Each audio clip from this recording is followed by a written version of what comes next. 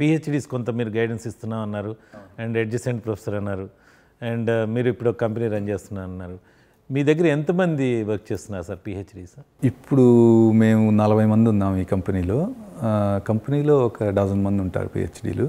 అంతకుముందు కంపెనీలో 100 మంది ఉండేవాళ్ళం, 90 మంది దాకా. 90లో 30-35 మంది పిహెచ్డీలు ఉండేవాళ్ళు. బాగా హెవీ రీసెర్చ్ ఓరియంటెడ్ ఉంటుంది. మాకు పిహెచ్డీలు బయోకెమిస్ట్రీ, కెమిస్ట్రీ, మాలిక్యులర్ బయాలజీ, తర్వాత ఎలక్ట్రికల్ ఇంజనీరింగు, కెమికల్ ఇంజనీరింగు, ఇలాగ రకరకాల సబ్జెక్ట్స్లో పిహెచ్డీలు ఉన్నారు. మెకానికల్ ఇంజనీరింగ్, అంటే ఇది అన్నీ కలిపితే అవన్నీ కాన్ఫ్లుయెన్స్ అయిన సంగమం అయిన చోట ఉంది ఇది. సో మాకు ఆ ఎక్స్పర్టీస్ కావాలి, ఇది కావాలి, అది అన్నీ కావాల్సి వస్తుంది. సో చాలామంది ఉన్నారు పిహెచ్డీలు, హెవీ రీసెర్చ్ ఓరియంటెడ్. మీరు ఇంకా 41 ఏళ్ల వయసు, చాలా చిన్న వయసు. ఇటీవల కాలంలో అంటే జనరల్గా అమెరికా రావటమే యువతకు ఒక అద్భుతమైన కళ. అమెరికా వచ్చారు అండ్ కంపెనీ పెట్టారు, 100 మందికి ఉపాధి కలిగిస్తున్నారు. ఇంకా మీరు అట్లా అని చెప్పి స్పిరిచువాలిటీ పాత వదులుకోవట్లేదు. ఈ స్పిరిచువాలిటీలో కూడా మీరు వేదమంత్రం.org అని ఏదో స్టార్ట్ చేశారని విన్నా. నేను ఇక్కడ చదువుకుంటున్నప్పుడు, డ్యూక్లో ఉన్నప్పుడు వచ్చిన కొత్తలో నాకెప్పుడు ఆటోమేటిక్గా బేస్ అదే స్పిరిచువాలిటీ. సో వచ్చాను, చూశాను, అందరూ పిహెచ్డీలు చేసేవాళ్ళు, కానీ ఏమీ భగవద్గీత చదువుకోవటం, కలిసి భజనలు చేయటం అలాంటివి ఏమీ లేవు ఇక్కడ. ఒక ఆర్గనైజేషన్ మొదలుపెట్టాను. అంటే పైన ఏదో ప్లాన్ నడుస్తూ ఉంటుంది. సో నాకు అదృష్టవశాత్తు మా అపార్ట్మెంట్ పక్కనే వెంకటశాస్త్రి గారు, మారేపల్లి వెంకటశాస్త్రి గారు అని ఆయన ఇక్కడ ప్రీస్ట్గా వచ్చారు అప్పుడే, పూజారిలాగా, పురోహితుల్లాగా. ఆయన 96.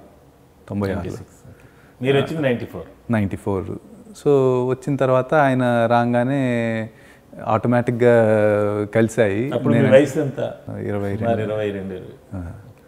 సో ఆయన అంటే మా అమ్మగారి ఆబ్దికంకి కలిసి నేను పెట్టేవాడిని. ఎక్కడున్నా కానీ స్టూడెంట్గా ఉండి కూడా ఆబ్దికం అమ్మగారి పెట్టేవాడిని. తప్పకుండా ఎక్కడున్నా కానీ ఆ రోజు ఆఫ్ తీసుకొని, అంటే మన సంస్కారాలు మనం చేయాలండి, అంటే మనం చేయగలిగింది అదొకటే వాళ్ళకి. సో అది పెట్టినప్పుడు కలిసి ఆయనతో, ఆయన పెద్ద వేద పండితులు, క్రమపాటి, ఆయన దగ్గర కూర్చొని రోజు సంత చెప్పుకునేవాడిని. ఆయన పాపం సంత చెప్పి తర్వాత వంట వండుకొని ఇద్దరం కలిసి తినేవాళ్ళం. ఆయన గారు కూడా బ్యాచులర్, ఫోర్స్డ్ బ్యాచులర్. ఓకే, ఇద్దరం కలిసి అలా చేసేవాళ్ళం. ఆయనకు కూడా బాగా ఏదో చెయ్యాలి మనం, మన సొసైటీకి, ఆర్షధర్మానికి చెయ్యాలని బాగా ఉంది ఆయనకు కూడా. అప్పుడు అనుకుందాం, ఏదో ఇంటర్నెట్ కొత్తగా వస్తుంది ఇప్పుడు, మనం మంత్రాలు అవి ఏమీ లేవు, మనం రికార్డ్ చేసి పెడదాం అని చెప్పి. సరే అని నేను ఐటీ సైడ్ ఏమీ లేదు నాకు, కొంచెం HTML నేర్చుకొని వెబ్సైట్ మొదలుపెట్టాను, వేదమంత్రం.org అని. నేను కలిసి ఆయన రికార్డింగ్స్, నేను వెబ్సైట్ చేసి అలా ఇంట్లోనే కూర్చొని రికార్డ్ చేసేవాళ్ళం. బాగా పాపులర్ అయింది, ఎందుకంటే అది ఒకటే ఓన్లీ వెబ్సైట్. అప్పటికేమీ ఆడియోకి డెడికేటెడ్ ఇది ఒకటే ఉండేది. మెల్లగా తర్వాత ఇంకా బాగా పాపులర్ అయితే ఆయన ఇండియాకి వెళ్ళినప్పుడల్లా రికార్డ్ చేసేవారు, మ్యూజిక్ అది పెట్టి. ఇప్పుడు దాదాపు 10,000-20,000 మంది దాకా వస్తారు, హిట్స్ వస్తాయి ఆ వెబ్సైట్కి. ఫ్రీగా పెట్టాము, ఎందుకంటే దానికి ఛార్జ్ చేయకూడదు, అది ఉద్దేశం. అంటే 10 మందికి రీచ్ అవ్వాలి. అదే. మీరు పుట్టింది ఎక్కడండి? పుట్టింది కరీంనగర్. అంటే మా నాన్నగారు రామగుండంలో థర్మల్ స్టేషన్లో పనిచేస్తుండేవారు. నేటివ్ మాది నెల్లూరు, పాములవారిపాలెం.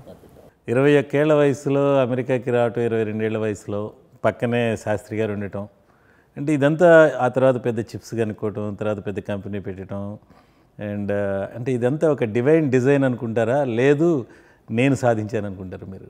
నేనే డివైన్ డిజైనేనండి. డివైన్ డిజైన్ అనుకున్నప్పుడు మీరు ఇవన్నీ చేయలేరు కదా ఇండివిజువల్గా? అంటే డివైన్ డిజైన్ ఇంకేమీ అంటే కర్మ సిద్ధాంతం తప్పుగా అర్థం చేసుకుంటారు కొందరం. డివైన్ డిజైన్ నేనేం చేయక్కర్లేదు అని అంటే అది కాదు. డివైన్ డిజైన్ ఉంది, ఆ డిజైన్ మనం అర్థం చేసుకుని దానికి తగ్గట్టు పనిచేయాలి. భగవంతుడు ఒక విజ్ఞతనిచ్చాడు, అట్లానే సంస్కారాలను ఇచ్చాడు. ఈ విజ్ఞతని, అంటే మీకు అందుతున్న విజ్ఞానాన్ని 10 మందికి అందించాలన్న ఒక ప్రేరణతో ముందుకు సాగుతున్నారు. And at the same time మీ మీద విపరీతమైన, అంటే ఒక భగవంతుడు నా దృష్టిలో ఒక గట్టి బాధ్యత పెట్టాడు అనుకుంటున్నాను. సో దాంతోపాటుగా మీకు కొంత ధనం అందిస్తూ వస్తున్నాడు. సో దీన్ని ఎలా మీరు డిజైన్ చేస్తున్నారు, మీరు ఎలా దీన్ని డిస్బర్స్ చేస్తారు అనుకుంటున్నారు? అంటే అదేనండి, అంటే మన అవసరాలకి చాలా తక్కువ అవసరం, మనకి పెద్ద అవసరం ఉండదు. మనం అంటే కొందరికి ఉంటుంది, నాకు పెద్ద లేదు అవసరం. So modest life. సో నాకు మళ్ళీ మా నాన్నగారు నేర్పించింది ఇది కూడాను. $1 ఉందనుకోండి, ఓ 20 సెంట్లు ఇద్దాం. ఎప్పుడో నేను బాగా డబ్బు సంపాదించిన తర్వాత ఇస్తాను అని అంటే అది అవ్వకపోవచ్చు, రైట్? సో మా అబ్బాయికి కూడా అది నేర్పిస్తున్నాను. మొన్న చెప్పాను కదా, గుడికి వెళ్ళాము. గుడికి వెళ్తే అక్కడ ఏదో సరే ఏదైనా ఇద్దాం మనకు తోచినంత అని అంటే, వాడు కూడా వచ్చి నాన్నగారు నేను కూడా ఇస్తాను. వాడు కష్టపడి తెలుగు ఆటు బండిరా రాసి కొన్ని డాలర్లు సంపాదించుకున్నాడు, $100, చాలా ఎక్కువ మొత్తం. అయితే వాడు దానిలో ఉండి $10 ఇచ్చేసాడు. అంటే మీరు టాయ్స్ కొనుక్కోవటం మానేసి బాగా నేర్చుకుంటే, చదువు నేర్చుకుంటే మీరు పిల్లలకి ఇస్తుంటారు అన్నమాట. అలా అని కాదు, అంటే వాళ్ళకి ఏదో ఒక మోటివేషన్ ఉండాలి కదా. కాకపోతే దానిలో అంటే తెలుగుకే ఇది కొంచెం ఎక్స్ట్రా మోటివేషన్ ఉండాలి కదా తెలుగు సంస్కృతానికి. వాడు దానిలో వాడు చూసి గుడి కడుతున్నారు, ఇక్కడ గుడికి ఫండ్స్ కావాలి, నేను ఇస్తాను. వాడికి చిన్నప్పుడు నుండి చెప్తున్నాం, అరే నీకు $1 ఉంటే 10 సెంట్లు ఇరా అని అంటే, $100 వాడు $10 ఇచ్చాడు. అరే 10 ఇవ్వకూడదురా, 11 ఇవ్వాలంటే సరే అయితే చెల్లి పేరు మీద ఒక దానికి పాపం తక్కువ ఉంది అని అంటే, అది మనం ఎప్పుడో ఇస్తాను అని అంటే అవ్వదండి. ఎప్పటికప్పుడు మన రెస్పాన్సిబిలిటీ చేస్తూ ఉండాలి. అలాగా మేము ఇక్కడ ఒక చిన్న ఫౌండేషన్ ఒకటి పెట్టాము, నేను మా అన్నయ్య ఇంకొందరం ఫ్రెండ్స్ కలిసి. ఇండియాలో వేద పాఠశాలలు, వేదం నిలిచిందంటే మిగతా మొత్తం ఆటోమేటిక్గా చాలా మనకుండే కాన్ఫ్లిక్ట్స్, స్ట్రెస్లు అవన్నీ పోతాయి. ఆ క్లియర్ ఈ వేదాంతం అర్థమైందంటే సుభిక్షంగా ఉండటానికి అవకాశాలు ఉంటుంది దానికి.